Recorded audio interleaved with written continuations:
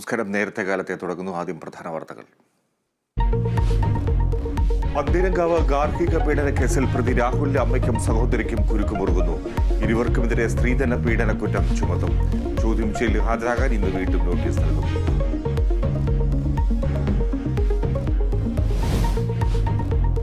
മുസ്ലിം league സംസ്ഥാന committee യോഗം ഇന്ന് ചേരും. ലോക്സഭാ തെരഞ്ഞെടുപ്പ് വിലയിരുത്തൽ മുഖ്യ അജണ്ട.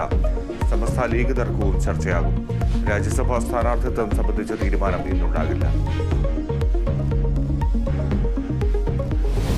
സംസ്ഥാനത്ത് വേനൽ മഴ ശക്തമാകുന്നു. ഇന്ന് പാലക്കാടും മലപ്പുറത്തും ഓറഞ്ച് അലർട്ട്. മലയോര മേഖലകളിൽ മഴ കനക്കും. മത്സ്യത്തൊഴിലാളികൾ കടലിൽ പോകരുതെന്നും നിർദ്ദേശം.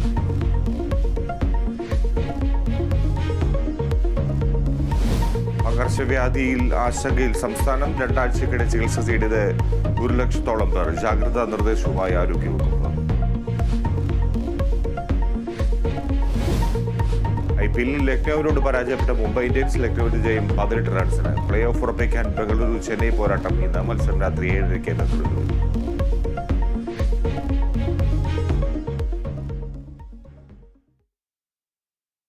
വിശദാംശങ്ങളിലേക്ക് നോക്കാം. പന്തീരങ്കാവിൽ നവവധുവിനെ വധിക്കാൻ ശ്രമിച്ച കേസിലെ മുഖ്യപ്രതി രാഹുലിന്റെ അമ്മയ്ക്കും സഹോദരിക്കുമെതിരെ സ്ത്രീധന പീഡന കുറ്റം ചുമത്തും. ചോദ്യം ചെയ്യാനായി ഇരുവർക്കും പോലീസ് ഇന്ന് വീണ്ടും നോട്ടീസ് നൽകും. ഇന്നലെ ആരോഗ്യ പ്രശ്നങ്ങൾ ചൂണ്ടിക്കാട്ടി ഹാജരായിരുന്നില്ല. വിശദാംശങ്ങൾ റിയാസ് KMR നൽകും. റിയാസ്, രാഹുൽ മാത്രമല്ല അമ്മയ്ക്കും സഹോദരിക്കുമെതിരെ നീക്കം നടത്തുകയാണ് പോലീസ്. എന്തൊക്കെയാണ് നടപടികൾ പ്രതീക്ഷിക്കുന്നത്?